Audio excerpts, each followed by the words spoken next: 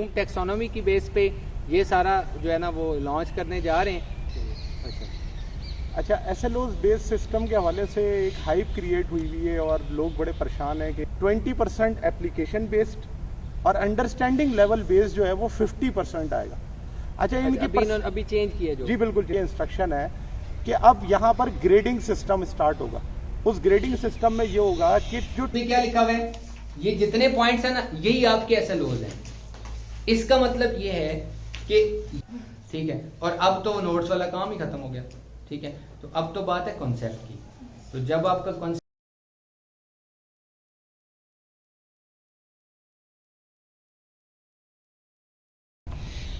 अस्सलाम वालेकुम dear students, ये फेडरल बोर्ड ने जो अभी नया सिस्टम इंट्रोड्यूस कराया है एग्ज़ाम्स का SLO बेस्ड, तो बेसिकली वो एक थीम है ब्लूम टेक्सोनोमी। तो ब्लूम टेक्सोनोमी की बेस पे ये सारा जो है ना वो लॉन्च करने जा रहे हैं। तो वो तो खैर बहुत डिटेल वाली चीज़ है। तो अभी जो बोर्ड के ऑब्जेक्टिव्स हैं कि हमने इन पेपर्स को किस तरह से सेट करना है, कैसे बनाना है और उनके अंदर क्या क्या परसेंटेज होगी चीज़ों की। तो नबील साहब हैं, मैं आप जैसे जानते हैं IMCB H9 में असिस्टेंट प्रोफेसर हूँ, और इसी तरह ये प्रोफेसर कंवर मोहम्मद नबील साहब हैं। तो इन्होंने बोर्ड की वर्कशॉप्स भी अटेंड की हैं इसके रिगार्डिंग, और बाकी पेपर की मार्किंग भी करते रहते हैं, पेपर सेटर भी हैं।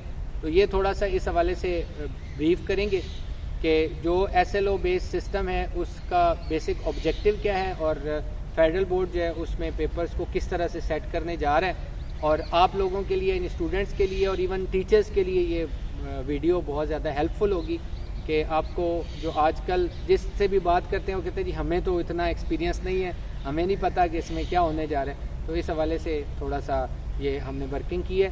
तो आप कमर मोहम्मद नबील साहब इस पर ज़रा ब्रीफिंग देंगे सारी। अस्सलाम वालेकुम। वो पेज अच्छा, SLOs बेस्ड सिस्टम के हवाले से एक हाइप क्रिएट हुई है और लोग बड़े परेशान हैं कि SLOs बेस्ड सिस्टम पता नहीं क्या बला है या किसका नाम है।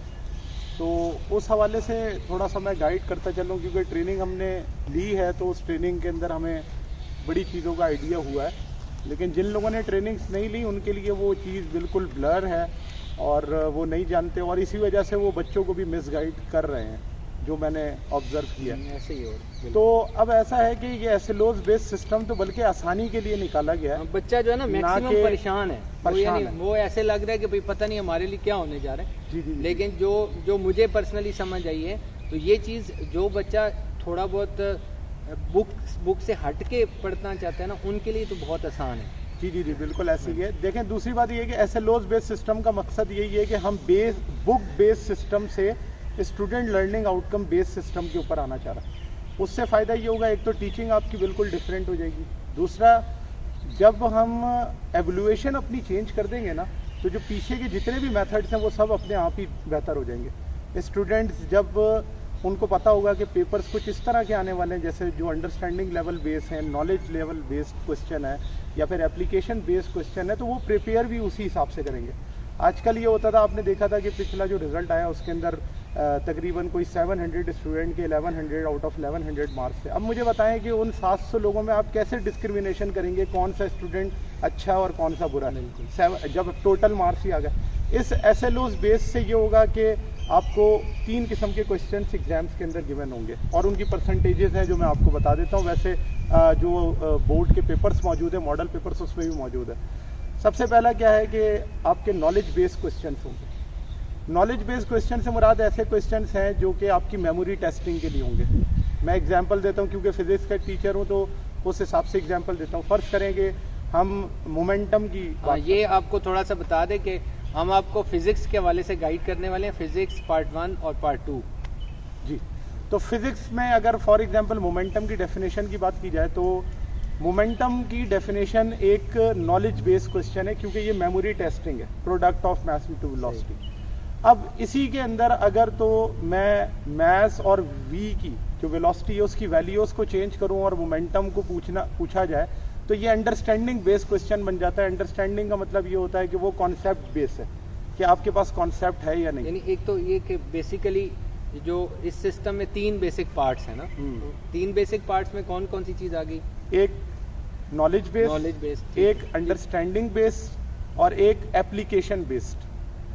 अब नॉलेज बेस्ड के अंदर मैंने आपको जैसे बताया कि हम मेमोरी को टेस्ट किया जाता है उसके अंदर, तो ये इस तरह भी हो सकता है कि कोई किसी एयर के बारे में पूछ लें कि ये डिस्कवरी किस एयर में हुई थी, ठीक है, ये सारी इंफॉर्मेशन एक तरह से डेफिनेशन भी उसी वो डेफिनेशन भी उसी इंफॉर्मेशन के अंदर आ जाती है। फिर अंडरस्टैंडिंग में कॉन्सेप्ट बेस्ड क्वेश्चन आते हैं, जैसे रेजिस्टेंस का टेम्परेचर के साथ रिलेशन, टेम्परेचर बढ़ाने से रेजिस्टेंस कंडक्टर की क्यों बढ़ती है, तो ये एक कॉन्सेप्ट बेस्ड क्वेश्चन है जिसको हम अंडरस्टैंडिंग लेवल के अंदर डालते हैं कि उस किसी भी टॉपिक के अंदर आपने क्या कुछ अंडरस्टैंड किया है। सपोज जैसे मोमेंट ऑफ इनर्शिया की फर्स्ट ईयर में बात करें तो आप कहेंगे कि मोमेंट ऑफ इनर्शिया जो है ना वो किन चीज़ों पे डिपेंड करता है, उसका बेसिक ऑब्जेक्टिव क्या है, ठीक है, उसकी एनोलॉजी किस चीज़ के साथ है, जैसे लीनियर मोमेंटम के साथ है, ये उसमें है कि आपने उस टॉपिक में अंडरस्टैंड क्या किया। इसी तरह अगर सेकेंड ईयर की बात करें रेजिस्टेंस है, तो रेजिस्टेंस किन किन फैक्टर्स पे डिपेंड कर रही है, ठीक है, और किस चीज़ को चेंज करने से रेजिस्टेंस में चेंज आता है, तो ये उसकी अंडरस्टैंडिंग है, ठीक है। और लास्ट में फिर हमारे पास बचती है एप्लीकेशन। अब एप्लीकेशन से मुराद यही है कि आपने चीज़ों को मेमोराइज भी कर लिया, उसको अंडरस्टैंडिंग लेवल पे समझ भी लिया, और अब आपने उसको अप्लाई करना है। फॉर एग्जांपल हम एसी जनरेटर की बात कर लेते हैं, तो आप जानते हैं कि एसी जनरेटर का हमारे पास ईएमएफ का एक फार्मूला है। अगर आपको तमाम चीज़ें गिवन हो और आपको ये पता करना हो कि ईएमएफ कैसे निकाला जाएगा या एंगुलर वेलोसिटी कैसे निकाली जाएगी कॉइल की, इन तमाम चीज़ों से रिलेटेड अगर कोई क्वेश्चन बनता है तो वो एप्लीकेशन बेस्ड में आ जाता है, यानी कि वो न्यूमेरिकल टाइप या इस तरह के क्वेश्चन हो सकते हैं जिसको हम एप्लीकेशन के तौर पे इस्तेमाल करते हैं। अब इनके रेशो कुछ इस तरीके से है कि एसएलओज बेस्ड सिस्टम में 30% जो है वो आपका आएगा नॉलेज बेस्ड, 20% एप्लीकेशन बेस्ड, और अंडरस्टैंडिंग लेवल बेस्ड जो है वो 50% आएगा। अच्छा, इनकी अभी चेंज किया जो? जी बिल्कुल चेंज किया। यानी पहले ये थोड़ा सा कुछ दिन पहले जो था ना 30-30-40 वाली रेशो थी, और अभी उसको जो है ना वो चेंज किया है कुछ, और अभी और इस परसेंटेज के हिसाब से ऐसा नहीं है कि 50% लाजमी 50 होना चाहिए, ये भी हो सकता है कि 54% पे चला जाए और नॉलेज को 4% वहाँ से रिड्यूस कर दिया जाए। मतलब ये ओवरऑल पेपर जो होगा वो इस तरीके से होगा। पेपर पैटर्न को भी उन्होंने थोड़ा चेंज कर दिया है। पहले हमारे 4 सेक्शन होते थे, ABCD। ए सेक्शन MCQs का 17 MCQs, बी सेक्शन में 5 चैप्टर्स आते थे, 10 क्वेश्चन बनते थे जिसको हम शॉर्ट रिस्पॉन्स क्वेश्चन कहते हैं, उनमें से 7 करने होते थे। सेक्शन C के अंदर 6 से लेकर 10 तक, और फिर सेकेंड ईयर का 16 से लेकर 20 तक, उसमें भी इसी तरह 10 क्वेश्चन आते थे 7 के। अब इन्होंने इसको बी क्वेश्चन जो सेक्शन बी है उसमें टोटल 20 क्वेश्चन एक साथ डाल दिए, और उस 20 में से आपने 14 क्वेश्चन सॉल्व करने, बाकी पूरा पैटर्न वैसे ही का ये इजी हो गया। ये इजी हो गया। यानी पहले जिस तरह था कि भाई 5 चैप्टर्स के एक सेक्शन है, 5 चैप्टर के एक सेक्शन है शॉर्ट क्वेश्चंस है ना, अब वो सारा कंबाइंड हो गया। तो उसमें आपको ये एटलीस्ट फायदा है कि अगर कोई चैप्टर आपका थोड़ा बहुत वीक भी है तो वो चीज़ कवर अप हो सकती है। जी, तो बस इस तरह से एसएलओज बेस्ड सिस्टम में हमने अब जो दूसरी बात जो इम्पोर्टेंट है वो ये है कि अब फेडरल बोर्ड वालों ने कोई प्रिस्क्राइब बुक नहीं दी हुई इसकी कि आपने केपीके बोर्ड की बुक से पढ़ना है, आपने फेडरल बोर्ड की बुक से पढ़ना है, सिंध बोर्ड की, बलोचिस्तान बोर्ड की, या कोई इंटरनेशनल बुक आपने इस्तेमाल करनी है OA लेवल्स की। ये आपके ऊपर डिपेंड करता है। आपको उन्होंने दे दिए लर्निंग आउटकम्स। फॉर एग्जाम्पल उन्होंने एक लर्निंग आउटकम दिया हुआ है, डिस्क्राइब कार्टेशियन कोऑर्डिनेट सिस्टम। अब इस कार्टेशियन कोऑर्डिनेट सिस्टम को आप देखें तो हर बुक के अंदर अवेलेबल है, इंटरनेट पे भी अवेलेबल है, ठीक है। तो आप कोई सी भी रेफरेंस बुक इस्तेमाल कर सकते हैं। आपने जो फोकस करना है वो सिर्फ और सिर्फ लर्निंग आउटकम पे करना है। किसी बुक के लिए ये कोई बुक प्रिस्क्राइब नहीं है, कोई रिकमेंडेड बुक नहीं है जिसके लिए कहा जाए कि ये वाली बुक लाजमी इस्तेमाल करनी है। बच्चा किसी भी बुक से समझता है, अगर उसकी अंडरस्टैंडिंग किसी भी अच्छी बुक से बन सकती है तो कोई भी टीचर उसको फॉलो कर सकता है। हाँ, आपने जो चीज़ क्लियर करनी है वो ये है कि लर्निंग आउटकम्स आपके पूरे होने चाहिए किसी भी। और लर्निंग आउटकम्स के हवाले से करिकुलम जो है वो फेडरल बोर्ड ने अपलोड किया हुआ अपनी वेबसाइट के ऊपर, वहाँ पे तमाम चैप्टर्स के लर्निंग आउटकम्स मौजूद हैं।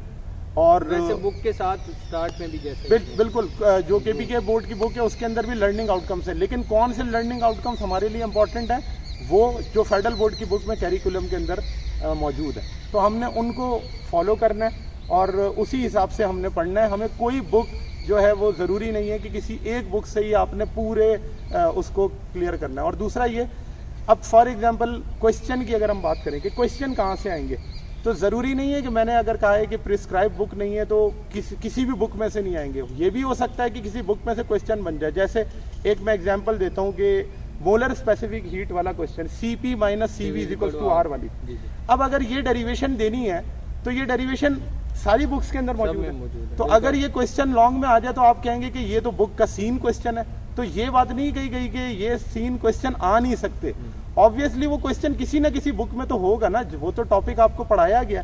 तो इसलिए वो क्वेश्चन किसी भी बुक से भी आ सकता है, और ये भी हो सकता है कि वो कॉन्सेप्ट बेस्ड बनाया जाए और अपने पास से हो सकता है कोई न्यूमेरिकल के अंदर वैल्यूज चेंज कर दी जाएं, पैरामीटर्स चेंज कर दिए जाएं। इस तरह से हमारी concept based learning, understanding based learning जो है वो हो जाएगी। तो ये इसका बेनिफिट है। टीचिंग में भी आसानी हो जाएगी, और बच्चों को वो जो रटने वाला काम था कि वो एक्सरसाइज के एक क्वेश्चन टीचर आके करवा देता था, स्पून फीडिंग होती थी, और जब आप यूनिवर्सिटी लेवल पे या एंट्री टेस्ट में जाते थे तो फिर आपको पूरा कोर्स जो है वो स्टूडेंट लर्निंग आउटकम से करना पड़ता था। इस वजह से अब इस सिस्टम को लाया जा रहा है, और शुरू में जाहिर सी बात है हर चीज़ को फिट होने में थोड़ा टाइम लगता है। अभी जो मतलब है कि न्यूमेरिकल्स जैसे हैं, न्यूमेरिकल्स उतना डिफ़िकल्टी लेवल उनका नहीं होगा। जैसे अभी आपकी KPK की बुक है तो उसमें बाद न्यूमेरिकल्स बहुत ज़्यादा टफ हैं। अब इस हिसाब से जो होगा वो इस तरह के इतने टफ न्यूमेरिकल्स शायद ना ही आए, तो ये भी एक थोड़ा सा आपके लिए आसानी हो जाएगी। और सेकेंडली जो नोट्स वाला काम है वो मैंने उसकी डिटेल अगले वाले जो पार्ट इसका आएगा उसमें मैंने लॉन्ग क्वेश्चन के हिसाब से काफ़ी सारा एक्सप्लेन किया, उसको आप देख लीजिएगा।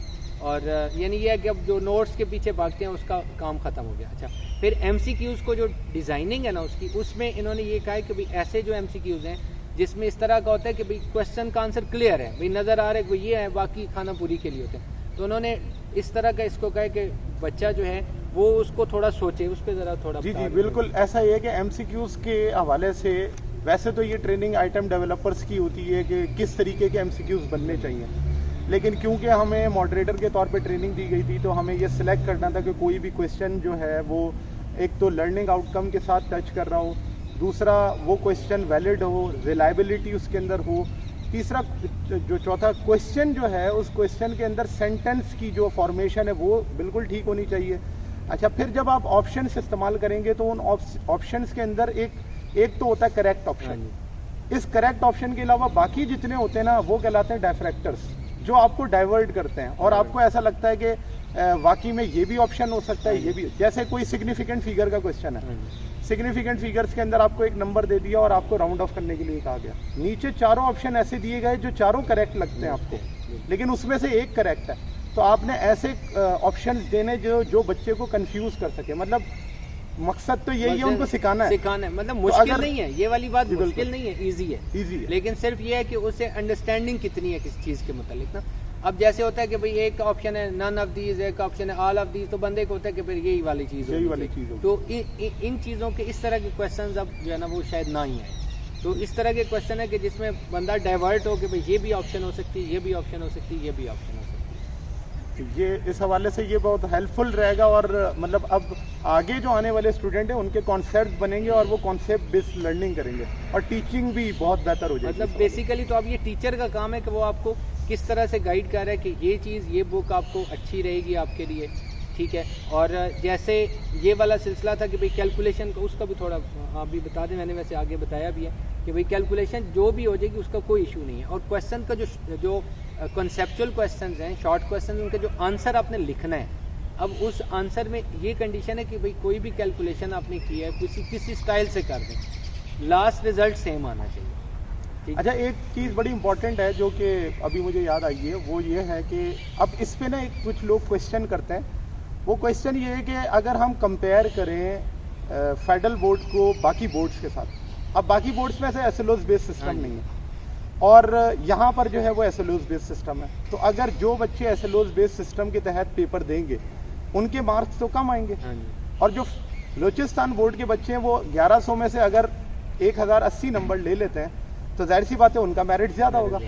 तो इस हवाले से भी फेडरल बोर्ड वालों की ये इंस्ट्रक्शन है कि अब यहाँ पर ग्रेडिंग सिस्टम स्टार्ट होगा।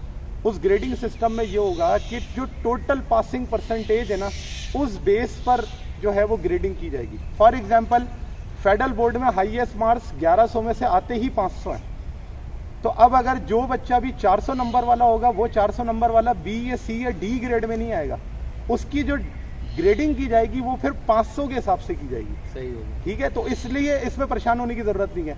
तो जो 1100 नंबर वाला है उसकी जो परसेंटेज अगर 90 प्लस बन रही है, तो अगर हाईएस्ट परसेंटेज 500 पर ये तो इसका मतलब है कि जो ज्यादा अच्छे नंबर लेने वाले बच्चे हैं वो बाकियों को खराब करेंगे ना। बिल्कुल ऐसी है। तो उनका तो ग्रेड फिर ज्यादा असल में अच्छा इसमें यही है ना, एवोल्यूशन में यही है कि इसको उनसे किस तरह कंपेयर करेंगे, मतलब परसेंटेज बेस्ड सिस्टम बन उनका भी फिर ग्रेडिंग बनेगी, यानी उनकी ग्रेडिंग तो वही जैसे परसेंटेज बनती है। अच्छा, 90%। सही। अब यहाँ पर 500 में से वो परसेंटेजेस जो है काउंट की जाएंगी, तो इनकी भी फिर परसेंटेज तो वही वो बनेगी ना। ग्रेड के हिसाब से मार्क्स को उस हिसाब से हाँ, एवेल्युएट किया बिल्कुल जाएगा, एवेल्युएट conversion- किया, बिल्कुल conversion ऐसे ही को। है, ऐसे तो ही ये है। तो बहुत अच्छी तो बात है। इसलिए बच्चों को कंफ्यूज होने की जरूरत नहीं है कि बाकी बोर्ड्स, क्योंकि बहुत सारे बच्चे ऐसे कर रहे हैं कि वो रावलपिंडी बोर्ड में ट्रांसफर करवा रहा है, इसलिए क्योंकि फेडरल बोर्ड ये करने वाला है। तो इसलिए उन्होंने कहा इससे कोई आपको घबराने की जरूरत नहीं है। जो बच्चा जितनी मेहनत करेगा उसको अगर कंपैरेटिवली आप देखा जाए तो वो बाकी बोर्ड्स के साथ वो कंपेयर कर सकता है, और फिर जब आप जाएंगे एंट्री टेस्ट के लिए तो दोनों बराबर होंगे, जो फेडरल बोर्ड वाले हैं और बाकी बोर्ड्स वाले हैं। तो ये कन्फ्यूजन भी कुछ लोगों के जहनों में है, तो वो भी क्लियर कर दें। यानी ग्रेडिंग सिस्टम एक का फायदा है, वही चीज है, चीज उधर की उधर ही आ गई है। बिल्कुल। कि जो आपके मैक्सिमम मार्क्स लेने वाले बच्चे हैं उनको फिर टॉप यानी 100% वो काउंट होगा, और उससे नीचे फिर उस हिसाब से परसेंटेज जो है ना बिल्कुल consider बिल्कुल, की जाएगी। ये वो स्टैंडर्ड एक बन जाएगा। Standard। फिर उस स्टैंडर्ड, क्योंकि एक बच्चा अगर इतने नंबर ले सकता है हाँ। तो इसका मतलब ये है कि बाकी लोगों को फिर उससे कंपेयर किया जा सकता है। तो ये कंपैरेटिव स्टडीज होंगी इस हवाले से। Thank you so much. और आप लोगों के अगर कुछ क्वेश्चंस हों तो आप कमेंट सेक्शन में कर सकते हैं, और अगर कोई बहुत ज़्यादा कमेंट्स इकट्ठे हो गए फिर हमें कोई और थोड़ी सी इन्फॉर्मेशन अगर इकट्ठी करनी पड़ी तो वो इंशाल्लाह फिर कोई और वीडियो भी बना लेंगे। तो आप लोग कमेंट्स में पूछ सकते हैं सारी चीज़ें, अगर किसी को कोई और कन्फ्यूजन हो तो। बाकी फ़ोन नंबर वगैरह भी दिया होगा, इवन किसी को अगर बहुत ज़्यादा प्रॉब्लम हो तो कॉल करके भी आप कंसल्ट कर सकते हैं। Thank you so much. सही है।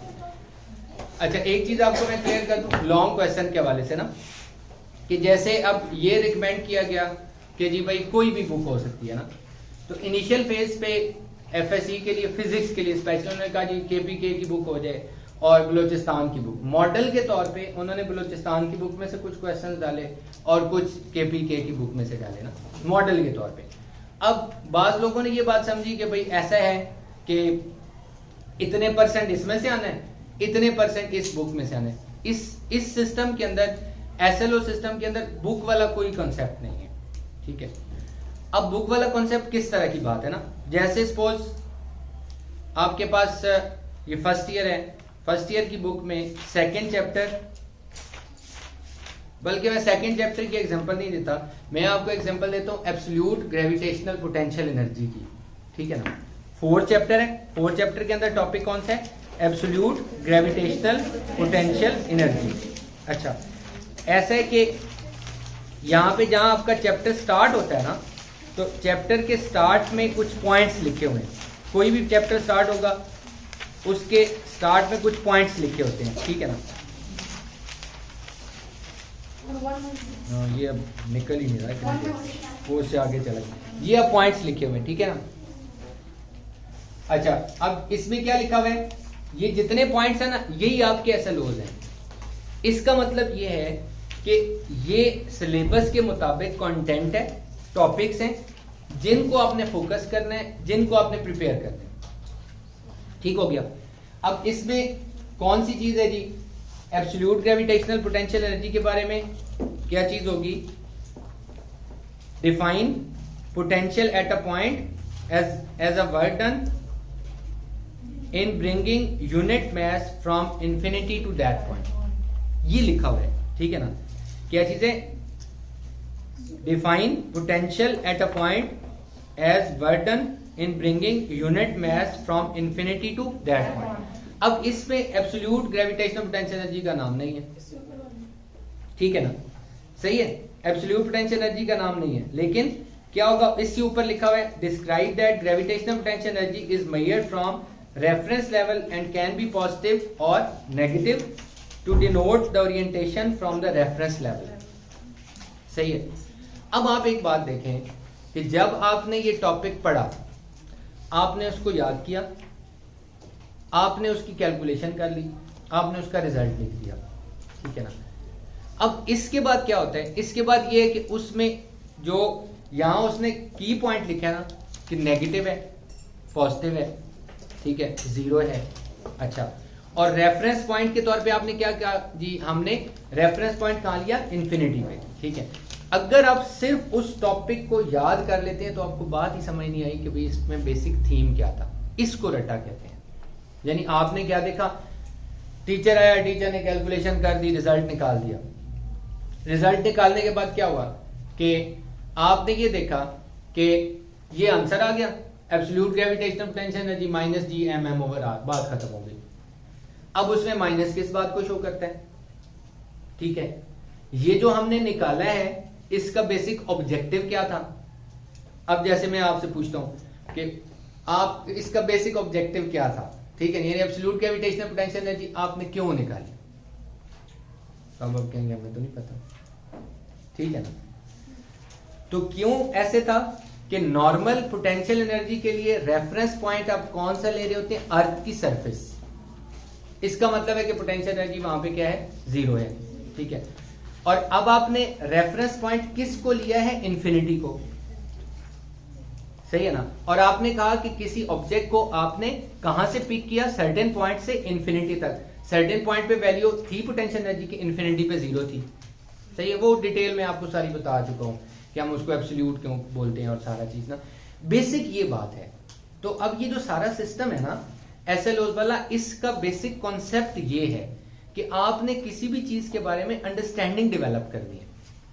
मसलन अभी मैंने आपको कहा कि आपने टॉर्क का टॉपिक लिखना है। अब टॉर्क के टॉपिक में कितनी बेसिक चीजें हैं आपके पास है, डेफिनेशन, उसकी मैथमेटिकल फॉर्म, यूनिट्स, डायरेक्शन और डिपेंडेंस ऑफ एंगल, ये बात आ गई, ठीक है ना। अच्छा, फिर उसमें ये भी है कि आपने R इंटू एफ लिखा तो फिर कहा कि R पे डिपेंड करेगा, मोमेंट आर्म पे, F पे डिपेंड करेगा। अब सिर्फ इतनी सी बातें हैं जो कि आपने लिखनी है, ठीक है। आपको पता चल गया इसमें ये कंटेंट है, ये मैंने लिखना है। उसको आपका पुराना जो सिस्टम था उसके हिसाब से क्या परेशानी है, बुक में कैसे लिखा हुआ है, बुक में लाइन स्टार्ट कहां से हुई थी, बुक में लाइन एंड कहां पे हुई थी, आपने उसको रटा लगाया। वो कहीं जहां से भी भूलना शुरू हुए ना आप परेशान हो गए, भाई मुझे भूल गया। अब आपको जब ये पता होगा ना कि लॉन्ग भी लिखना है ना, उसमें ये चीजें लिखनी है, ठीक है। उसमें डायग्राम, अब इसकी कोई रिस्ट्रिक्शन नहीं है। यही असल में इसकी ब्यूटी है इस चीज की। ये आपके नुकसान का नहीं है, आपके फायदे का है। अब नुकसान का क्या था ना, ब्यूटी कौन सी बात है जो मैं कह रहा था, वो ये कि भाई आपने कंटेंट लिखना है, ठीक है। उस कंटेंट को जो कंपाइल करते हैं ना, यानी कैलकुलेशन है, वो कैलकुलेशन आप किसी भी तरीके से कर लें, तो कोई रिस्ट्रिक्शन नहीं है कि आपने ऐसे करनी है, ऐसे करनी है, ठीक है ना। तो आप अब टीचर का यहां पे काम है। आपको कहा गया बुक नहीं है, अभी मैंने आपको ये बात बताई ना, सिर्फ इसलिए कि भाई रेफरेंस के तौर पे ये कहा चलो केपी के देख लें और बलूचिस्तान की देख लें। अदरवाइज इसके मुताबिक क्या है कि बुक का कॉन्सेप्ट ही नहीं है, ठीक है। आपका कोर्स कंटेंट है, रेफरेंस बुक्स हैं ये, उनमें से जो पढ़ाना चाहे पढ़ाए, ठीक है। क्योंकि अभी आपकी फेडरल बोर्ड के अंदर केपीके वाली बुक रिकमेंड हुई थी तो सब वही पढ़ा रहे हैं, ठीक है। लेकिन जहां पे हम लोगों को ये फील होता है कि ये जो टॉपिक है ना, ये इस बुक में अच्छा नहीं लिखा हुआ, ठीक है, तो हम क्या करते हैं, हम ये कहते हैं कि नहीं ये वाला जो है ना आप पंजाब की पुरानी बुक से देख लेना। अब वहां पे बच्चे के जहन में ये बात होती है कि मेरे पास तो ये बुक है, इसमें कैलकुलेशन इस स्टाइल से हुई हुई है, ठीक है ना। तो अगर मैंने कैलकुलेशन, जैसे सेकेंड ईयर की एग्जांपल है, उसमें क्या होता है, उसमें अल्टरनेटिंग करंट जनरेटर है एक टॉपिक, उसकी कैलकुलेशन डिफरेंट बुक्स में डिफरेंट तरीके से की हुई है। कुछ में वीबीएल साइन थीटा है उससे की हुई है, अच्छा कुछ में जो है उसको फ्लक्स के कंपैरिजन से की हुई है, फ्लक्स के हिसाब से, तो जो मर्जी कर लें। एक्चुअल बात क्या है कि आपने वहां पे ये कॉन्सेप्ट डालना है कि अल्टरनेटिंग करंट जनरेटर जो ईएमएफ प्रोड्यूस करेगा वो वेरिएबल होगी, वो चेंज हो रही होगी, चाहे उसकी कोई साइन कर्व का आंसर लिख दें चाहे साइन कर्व का आंसर लिख दें, ठीक है। डायग्राम है वो सेम है। इसका मतलब है यहां टीचर का काम स्टार्ट होता है कि वो आपको इस चीज पे गाइड करेगा कि जो चीज आपके लिए आसान है आप वो कर लें और उस तरह से लॉन्ग क्वेश्चन को आप कंपाइल करें। अब ये कि सीक्वेंस जरूर रखनी होती है, ठीक है। मतलब जैसे भाई टॉर्क वाली बात है तो उसमें सबसे एंड वाली जो बात है वो सबसे पहले लिख दें आप, ठीक है ना, तो वो अजीब सी चीज हो जाएगी, ठीक है। आप डायरेक्शन से ही बात स्टार्ट कर दें, ठीक है, तो उसमें सीक्वेंस जरूरी है। लेकिन इसके अलावा अब ये रिस्ट्रिक्शन नहीं है कि इसमें ऐसे लिखा है तो आपने ऐसे ही लिखना है। अच्छा, थोड़ा सा जो पुरानी बात थी ना, अभी आपने क्वेश्चन भी किया था, आप कुछ कह रहे थे, वो जरा पूछे ना। सर मैं ये कह रही थी कि चेक करने वाला, जो चेक करने वाली बात है। अगर एक टीचर जो के पेपर चेक कर रहा है हमारे ठीक है। एग्जाम में, उसने एक केपीके की बुक से सिर्फ पढ़ाया है बच्चों को अब इंटायर जब भी उसने टीचिंग की है, तो जब चेकिंग करेगा अगर हमने उस सीक्वेंस से नहीं की, हमने किसी और बुक के रेफरेंस से जो हमें आसान लगे उससे की है, तो अगर उसने हमें मार्क्स काट दिए उसके तो फिर अच्छा, अब देखें, अब ये जो इन्होंने बात किया ना, ये ऐसा ही होता था। क्या होता है, फर्ज कर लें मैं एक क्वेश्चन करा देता हूं, ठीक है, और उस क्वेश्चन में क्या होता है कि आंसर मैं बताता हूं, शॉर्ट क्वेश्चन है, लॉन्ग पे तो इतना खैर नहीं हो, तो शॉर्ट की बात कर लेते हैं। शॉर्ट में भाई इस स्टाइल से आपने इसका आंसर लिखना है।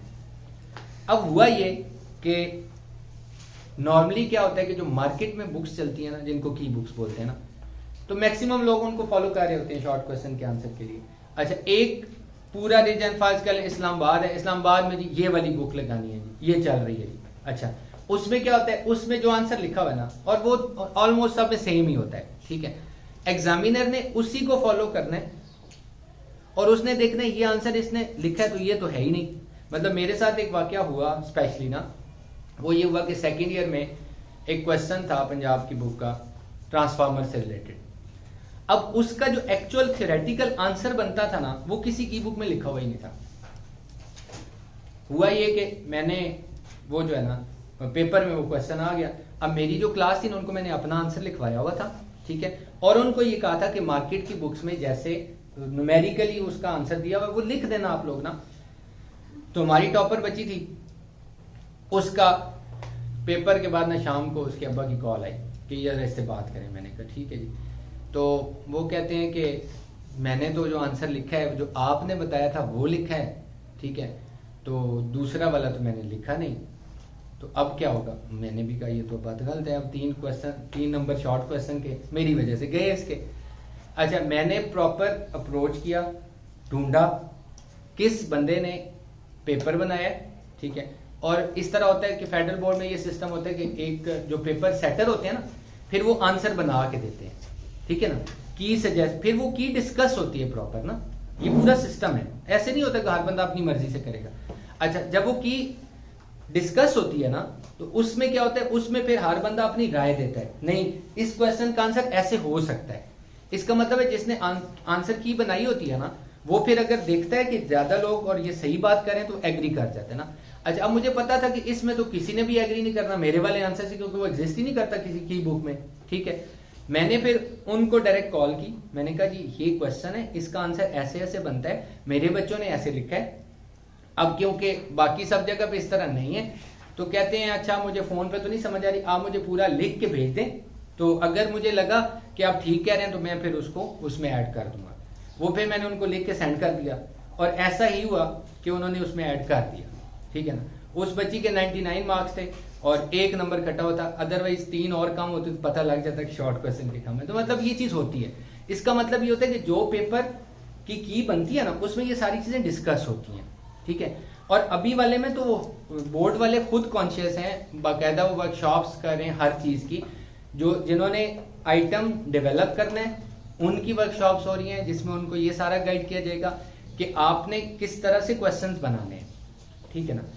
अच्छा, और ये जो थोड़ी सी चीज़ है ना, ये फिर फर्दर डिटेल वो जो दूसरा पार्ट है इस लेक्चर का, उसमें फिर आपको मिल जाएगी। लेकिन जो आपका आंसर है ना, क्वेश्चन है ना, उसमें यही है कि कोई फर्क नहीं पड़ेगा, क्योंकि अभी वाले सिस्टम में उन्होंने सिर्फ ये देखना है कि बच्चे ने इस चीज को अंडरस्टैंड किया हुआ है, लिखा जैसे मर्जी है।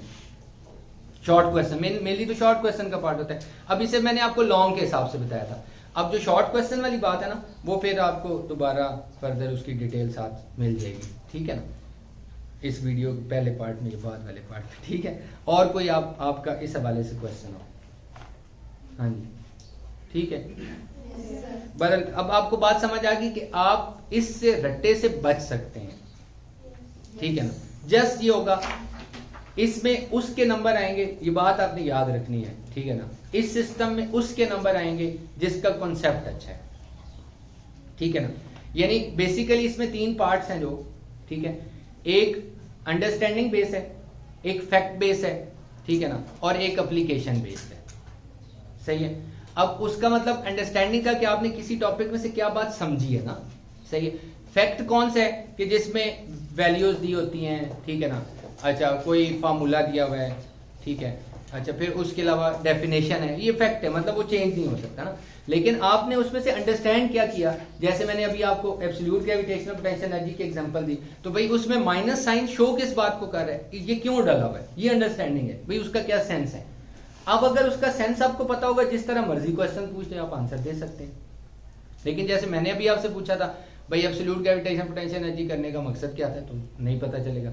अच्छा अब प्रोजेक्टाइल पे आते हैं, फर्ज कर लें, ठीक है, प्रोजेक्टाइल मोशन के अंदर मेन की पॉइंट्स कौन से होंगे। हाँ जी, अब ये अंडरस्टैंडिंग है, ठीक है जी। हाइट होगी जिस हाइट पे नहीं उसको फेंको, हाइट होगी जिस पे फेंके, अच्छा स्पीड से एंगल, ठीक है, हाँ वेलोसिटी, रेंज उसकी। अब आप देखें ना, मैंने आपसे पूछा ना, अब आप सुने, आप उसका आंसर सिर्फ कितना देंगे, आप कहेंगे कितनी हाइट तक जाएगा, कितनी रेंज कवर करेगा, अच्छा उसका टाइम ऑफ फ्लाइट क्या होगा, फिर ये चीजें किन चीजों पे डिपेंड करेंगी, यानी क्या कि भाई एंगल पे डिपेंड करेगी, अच्छा इनिशियल वेलोसिटी पे डिपेंड करेगी, वैल्यू ऑफ जी पे डिपेंड करेगी। आपकी अंडरस्टैंडिंग यहाँ खत्म हो गई, सही है। अच्छा अब अगली बात, अब कितनी बातें और हैं, ठीक है, क्या चीज, अभी जो प्रोजेक्टाइल हमने डिस्कस किया उसमें फ्रिक्शन निगलेक्ट की हुई थी, एक बात, उसकी स्पीड हॉरिजॉन्टल डायरेक्शन में through out the motion constant है, vx कांस्टेंट है, सही है। एक बात, vx कांस्टेंट है तो एक्सेलरेशन जीरो है, हॉरिजॉन्टल एक्सेलरेशन। अब ये इसका ऑब्जेक्टिव है अंडरस्टैंडिंग बेस वाला, कि आपसे ये पूछा जाए कि प्रोजेक्टाइल मोशन के अंदर हॉरिजॉन्टल एक्सेलरेशन क्या होगा, वर्टिकल एक्सेलरेशन क्या होगा। अब वर्टिकल एक्सेलरेशन क्या होगा, a is equal to g, horizontal acceleration zero, horizontal velocity constant, vertical velocity upward जाते हुए डिक्रीज कर रही है, डाउनवर्ड आते हुए इंक्रीज कर रही है। फिर वेलोसिटी कहां पे मैक्सिमम है और कहां पे मिनिमम है through out the projectile motion, कहां पे वेलोसिटी मैक्सिमम है और कहां पे वेलोसिटी मिनिमम है, तो कहां पे होगी जी, जहां से थ्रो किया था वहां मैक्सिमम, जहां जाके गिरेगा गिरने से पहले मैक्सिमम, टॉप पे मिनिमम। अच्छा अब जरा देखना, अगर मैं कहूं ना टॉप पे मिनिमम, तो आपके ज़हन में ये बात आएगी कि टॉप पे मिनिमम का मतलब टॉप पे जीरो होगी, तो नहीं जीरो होगी, जीरो नहीं है, क्यों मिनिमम है, वहां पे उसके अंदर हॉरिजॉन्टल कंपोनेंट है, वर्टिकल कंपोनेंट नहीं। हॉरिजॉन्टल कंपोनेंट है, मैं इसको थोड़ा लिख के भी बता देता हूं ना, हॉरिजॉन्टल कंपोनेंट है, वर्टिकल कंपोनेंट नहीं। यानी जो वेलोसिटी है वो हमने किस तरह लिखी, total velocity vx² plus vy² under root, ठीक है। अब जब प्रोजेक्टाइल टॉप पॉइंट पे था ना, इधर, इसका मतलब है इसकी vx जो है ना वो तो वही थी जो स्टार्ट में थी, यानी कांस्टेंट थी, लेकिन vy जीरो है। तो अब आप इसके अंदर देखें ना, जब आप vy को जीरो पुट करेंगे तो v किसकी को ला देगा, vx के, यानी सिर्फ एक चीज रहेगी, इसलिए ये मिनिमम है। अब ये मिनिमम जीरो तो नहीं है, ठीक है। अब ये मेन चीजें इसमें कवर हो गई, ये आपको पता है, इसको जिस मर्जी स्टाइल से पूछ लिया जाए आप आंसर दे सकते हैं। लेकिन अब इसकी एप्लीकेशन क्या है, फार्मूले की एप्लीकेशन है कि आपको वैल्यूज दी हुई हैं, आपसे हाइट पूछी गई कितनी है, आपसे टाइम ऑफ फ्लाइट पूछा गया कितना है, ठीक है ना, आपसे रेंज पूछी गई कितनी है, ये उसकी एप्लीकेशन है जो उसका न्यूमेरिकल है, ठीक है। अंडरस्टैंडिंग इसमें कौन सी चीज है, ये वाली है, ठीक है। फिर कोई और बात रह गई हो जो आपने भी ना बोली और मैंने भी ना बोली हो इसमें, टू डायमेंशनल मोशन, ठीक है ना। देखें ये मैंने भी नहीं बोली, ये आपने भी नहीं बोली, लेकिन ये भी मौजूद है कि प्रोजेक्टाइल मोशन बेसिकली क्या होती है, टू डायमेंशनल मोशन होती है। अब ये वो चीज है ना कि जब आपका कॉन्सेप्ट अच्छा है, ठीक है, आप रट्टा बेस से हटे हुए, आप नोट्सों से हटे हुए, ठीक है ना।